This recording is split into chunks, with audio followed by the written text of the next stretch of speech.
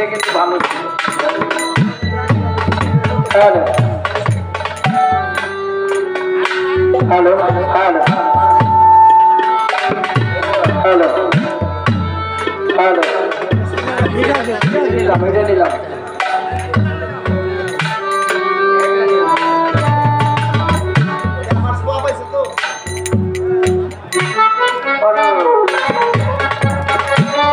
সাধুগুরু চরম সেবা পেলে তো ধন্য হয়। তো ধন্যবাদ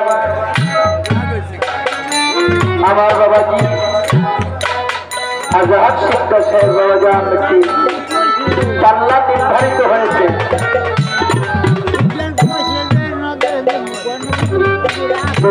বাবাজি বলেছে গুরু শিষ্য সে ভাব নিয়ে গান করবো, আস্তে আস্তে আমরা ভক্তের দ্বারে পৌঁছানোর জন্য চেষ্টা করবো। হাসান ভাই বলেছে গুরু ভক্ত ওই একই জিনিস ওই জায়গায় গেলেও আমার প্রশ্ন করতে হইব। হ্যাঁ আমার প্রশ্ন করবো, শিষ্যে কইল হ্যাঁ আমার প্রশ্ন করবো। এই জন্য দাঁড়িয়েছি ছোট করে দুটি গান করে আমাকে গুরুর ভূমিকা দিলেন এবং বাংলাদেশের সুনামধন্য গায়িকা হেলেনা সরকার হরিপুরি তাকে দিলেন শিষ্যের ভূমিকা। তো আমি দাঁড়িয়েছি ছোট করে দুটি গান করে বসবো, তারপরে আপনাদের হেলেনা সরকার তার তরফ থেকে যত প্রশ্ন আছে যতটুকু আমার জানা থাকবে আমি তার জবাব করার চেষ্টা করবো। সাধকের দুটি গান করে বসবো।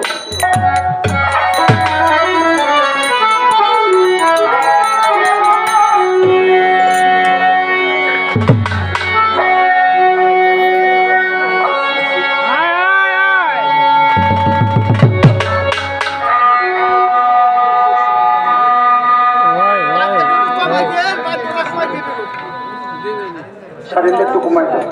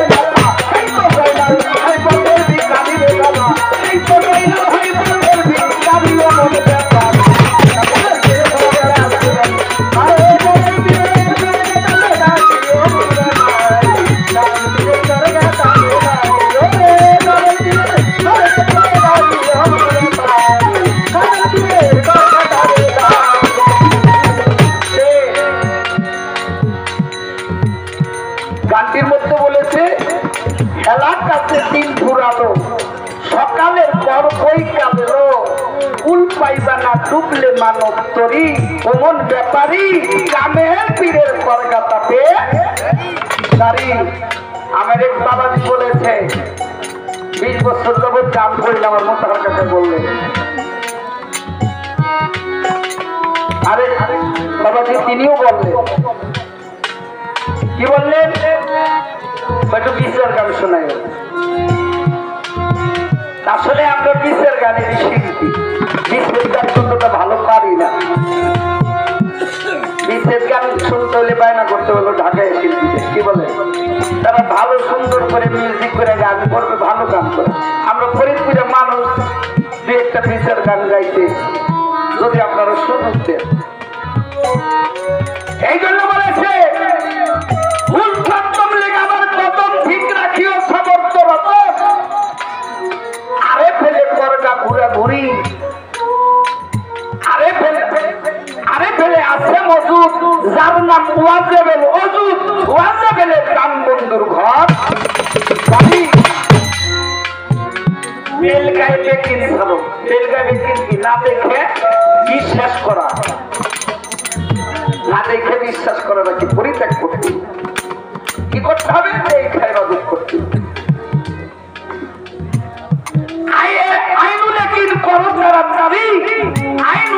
হইলে পরে দেখতে পাইবা কান্দন দূরে, দেখবি সে তাই রূপের বলি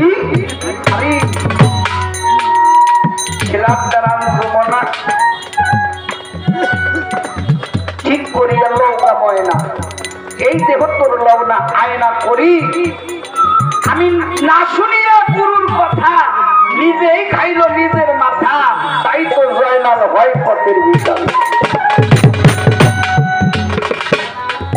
যার গানটি গাইলাম হ্যারি কিন্তু যার গানটা গাইলাম তারই মেয়ে।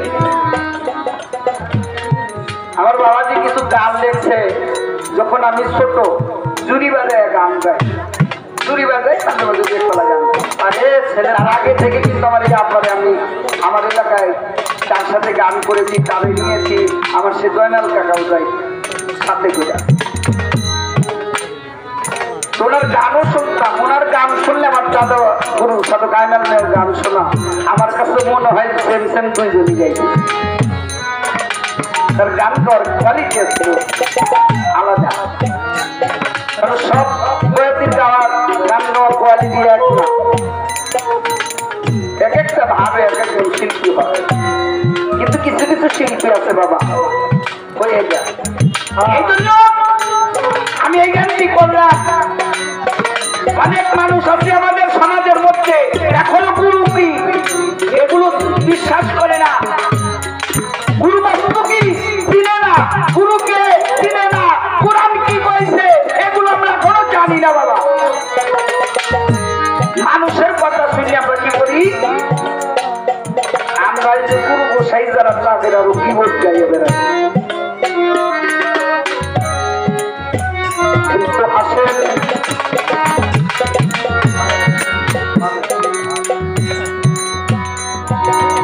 আসেন এখানে আমরা দু একটি কথা আলাপ আলোচনা করি।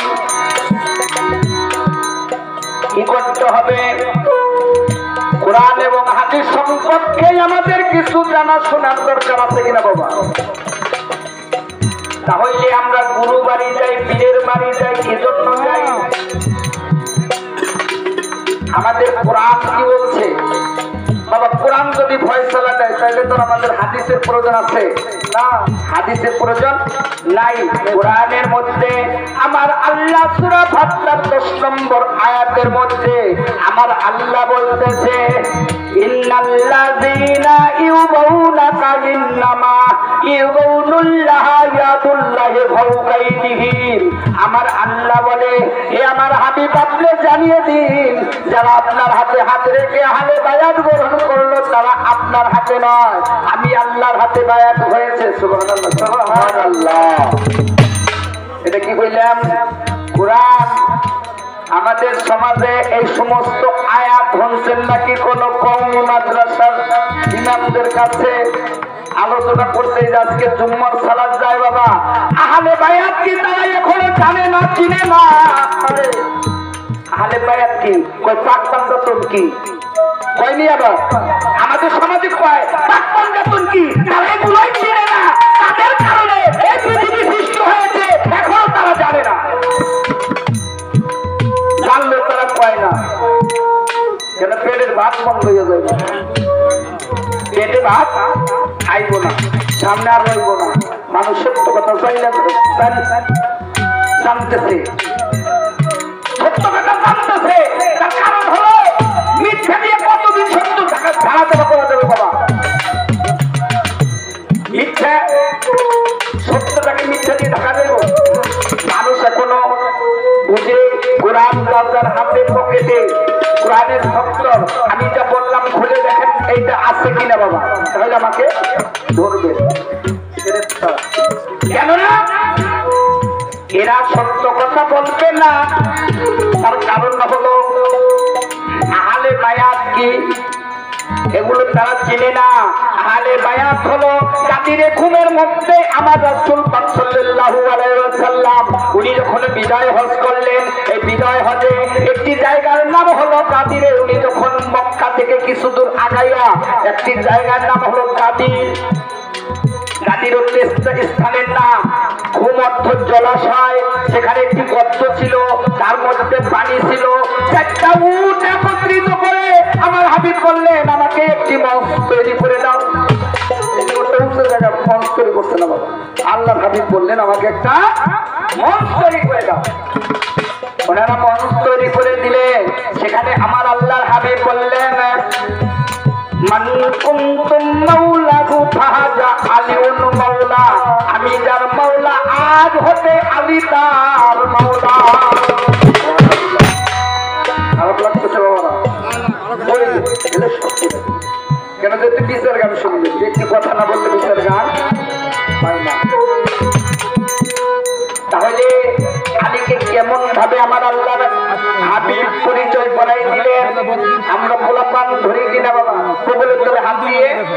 বাচ্চাদের জায়গায় কিনা আমার মাওলা আলীকে আমার হাবিব যখন জাগালেন এমনি করে দিয়ে জাগাইয়ে দেখালেন এ হলো তোমাদের প্রভু। প্রভুত্ব কি? প্রতিনিধি। প্রভুত্ব আমরা বলি আল্লাহ। তাইলে মান কুনতুম মাওলাহু ফাহাজা আলিউল মাওলা, আমি তার মাওলা, আলিও তার মাওলা। তাইলে আমার পরে তোমরা যারা আমাকে বিশ্বাস করো আমার আলীর হাতে বায়াত হও। সেদিন ১৬ লক্ষ সাহাবী সকলে বায়াত গ্রহণ করেছিল। তাহলে এই মত সমাজে হাদিস কোরআনে আছে কিনা বাবা? কোরআন শরীফের মধ্যে মাওলা আলী সম্পর্কে সূরা মাইদার ৬৭ নম্বর আয়াতটা পড়ে দেখবেন। কোরআনের শেষ আয়াত, এই আয়াতটা শেষে নাযিল হয়েছিল। কোন একটা মাইদার ৬৭ নম্বর আয়াত, এটা শেষে নাযিল হয়েছিল। এই আয়াতটি দিয়ে বলেছিল হে আল্লাহর হাবিব আপনি ইসলামের জন্য এখনো কিছু বাকি রয়েছে, তাকে আপনি পরিচয় করাই দিন। সেটা ছিল আমার আলী। আলীকে পরিচয় করে দিয়ে কোরআন শরীফ এর মধ্য দিয়ে আরো অনেক আয়াত ছিল বাবা, অনেক মানুষ আছে বাবা, আমরা এগুলো বিশ্বাস করি। এই জন্য একটি কথা আমি বললাম, যারা মুরিদ হন নাই, আমি এখন বললাম স্টেজে, তারা এখনো মুসলমান হন নাই। ছোট করে বাবা কি বলছি? যারা এখনো মুরিদ হন নাই, বায়াত হন নাই, তারা এখনো মুসলমান না। জয় গুরু, জয় গুরু। আমি এখানে মাইক দিয়ে বলতেছি, তারা এখনো মুসলমান না। তাহলে আসেন কোরআন শরীফের মধ্যে সূরা আল ইমরানের ১০২ নম্বর আয়াতের মধ্যে আল্লাহ কি বলেন? আমরা মোনাজাত করি কিনা বাবা? মিলাদ পড়ার পরে মোনাজাত করি না? হে আল্লাহ পাক রব্বুল আলামিন, আপনি আমাদেরকে মুসলমান না বানাইয়া কবরে ডাক দিয়েন না। বলি বাবা, তাইলে বোঝা যায় আমরা এখনো মুসলমান হই নাই। হাফিজ জানি, কোরআন জানি, এখনো মুসলমান হতে পারি নাই। তাইলে মুসলমান কেমনে হয়? মুসলমান শব্দের অর্থ আত্মসমর্পণকারী। কার কাছে? আল্লাহর কাছে। কিন্তু আল্লাহরে মানলাম, কিন্তু আল্লাহরে দেখলাম না। আল্লাহরে মানি, কাফেররাও আল্লাহরে মানছিল, ফিরাউন মানছিল, নমরুদ মানছিল, কিন্তু তারা মুসা নবীকে মানে নাই, ইউসুফ নবীকে মানে নাই। নাকি বাবা? হ্যাঁ, হইলে আপনি ঈমানদার না। কাফেরেরাও মানত মক্কা শরীফের না বাবা, ওই কাবা ঘর যারা রক্ষণাবেক্ষণের কাজ করেছে তারাও আল্লাহরে মানত, কিন্তু মানে নাই নবীকে। আমার নবী হযরত মুহাম্মদ সাল্লাল্লাহু আলাইহি ওয়াসাল্লামকে মানে নাই। তার চাচা আবু জাহেল, আবু লাহাব, তার বংশে যত ছিল আবু তালিব ব্যতীত, মাওলা আলী ব্যতীত তারা কেউ মানে নাই। তার মধ্যে বলেন না তারা ইমানদার ছিল। কাবা ঘরে কিন্তু আল্লাহরে, কাবার আল্লাহরে মানছে। কার? কোন আল্লাহরে? কাবার মালিক আল্লাহ, যে কাবা সৃষ্টি করেছেন, যে কাবা আল্লাহ পাক বানিয়েছেন ওনার বাবা আদম আলাইহিস সালামের মাধ্যমে, ইব্রাহিম, ইসমাঈল আলাইহিস সালামের মাধ্যমে সেই কাবার আল্লাহকে মানত, কিন্তু নবী মানে নাই। তাইলে বোঝা যাবে আল্লাহ মানার নাম ঈমান না, নবী মানার নাম ঈমান। তোমার যদি তুমি নবী না মানো, তুমি ঈমানদার না। নামাজ রোজা যাই করো বান্দা, তবু তুমি ঈমানদার না। তাহলে বোঝা যায় আল্লাহ মানার নাম ঈমান না, নবী মানার নাম হলো ঈমান। তাইলে এখানে কি বলে? ইয়া আইয়ুহাল্লাযীনা আমানু হাক্কা তুকাতি ওয়া মা তামুতুন্না ইল্লা আনতুম মুসলিমুন। আল্লাহ মুসলমান না বানাইয়া কবরে ডাক দিও না। তাহলে মুসলমান হতে হয় জন্ম নিলেই আপনি মুসলমান না। তাওই মুসলমান, মুসলমানের ঘরে জন্ম নিলে আপনি মুসলমান না, মুসলমান হতে হয়। খারাপ লাগতেছে কথা বাবা? সত্য কথা দিতেই লাগবো। অনেক মানুষের আছে সত্য কথা, সত্য কথা বড় টিকা। আপনি নামাজ পড়বেন, রোজা করবেন, হজ করবেন, যাকাত করবেন, আপনি পীরের কাছে মুরিদ হইলেন না, বায়াত হইলেন না, আপনার নামাজ রোজা 2 পয়সার কাজে আসবে না। এটা আমি কই না, হাফিজ কোরআনের কথা। আর যদি কোরআনকে মাইন আপনি মুরিদ হওয়ার পরে আপনি যারা কোনো বায়াত হন নাই, বায়াত হবেন, নামাজ পড়বেন, রোজা করবেন, হজ করবেন, যাকাত দিবেন, তারপরে যদি পাপ হয়ে থাকে মুরিদ হওয়ার পরে, এই মুরিদ হওয়ার পরে যদি পাপ হয়, আমি সুমন সরকার এটা দায়ভার দিলাম। কিন্তু মুরিদ না হয়ে আপনি নামাজ রোজা করে যদি পাপ করেন, এটার দায়ভার আমি না। আগে বায়াত হবেন, তারপর আপনি নামাজ পড়বেন, রোজা করবেন, সবকিছু করবেন, আপনাকে নিষেধ নাই। আগে আপনাকে বায়াত হতে হবে। ইসলামের প্রথম হলো বায়াত। যে ব্যক্তি বায়াত হবে না, ও কখনো ইসলামে দাখিল হতে পারবে না।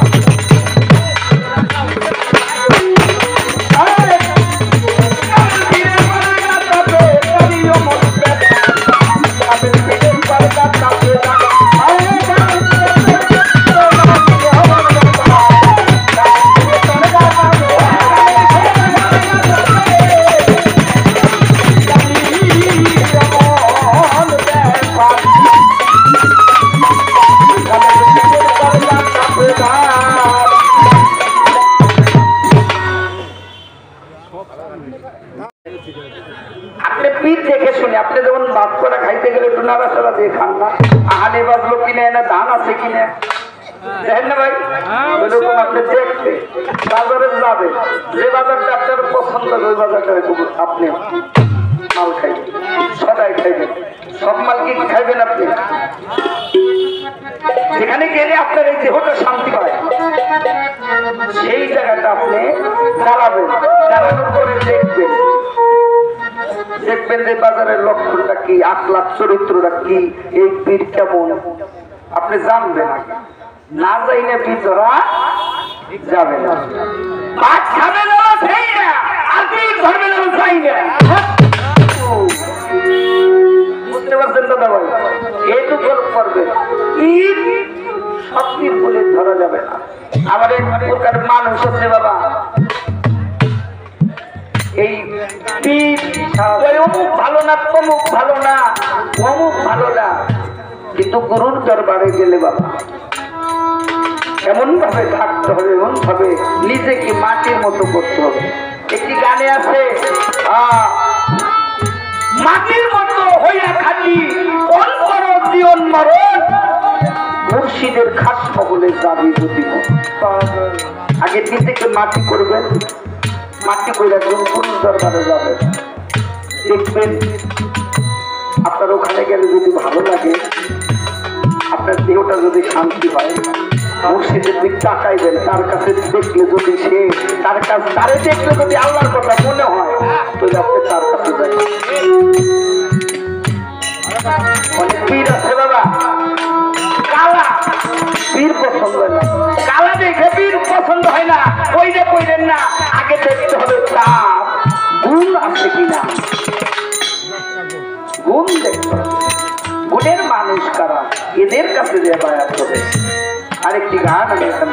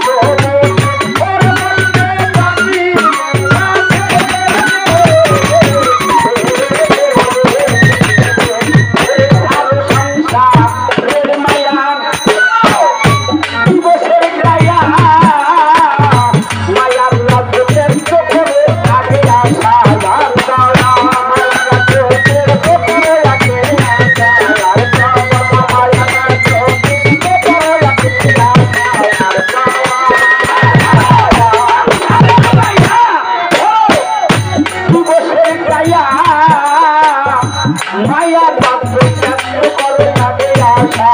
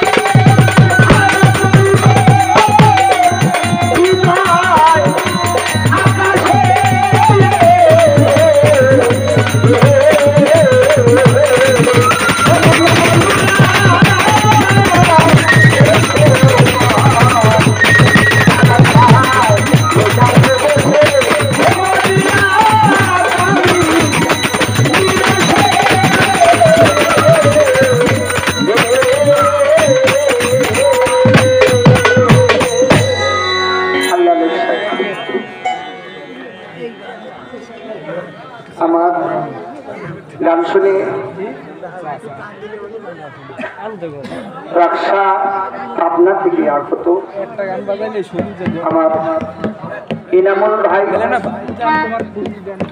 100 টাকার মাধ্যমে দোয়া করেছে। আগামী 4 তারিখে আমার ভাইয়ের ওখানে গানে যাব। তো ভাই আমাকে দেখার জন্য বা গান শোনার জন্য, এটাই বড় বিষয় আছে। তো ভাই 100 টাকা দিয়ে দোয়া করেছে। তার সাথে আমার আরেক ভাই তিনি আরো 100 টাকা দিয়ে দোয়া করেছেন। নাম বলুন ভাই। তারপর ভাইয়ের প্রতি সালাম, শ্রদ্ধা, ভালোবাসা ভক্তি রাখি। ধন্যবাদ সকলকে। ভাই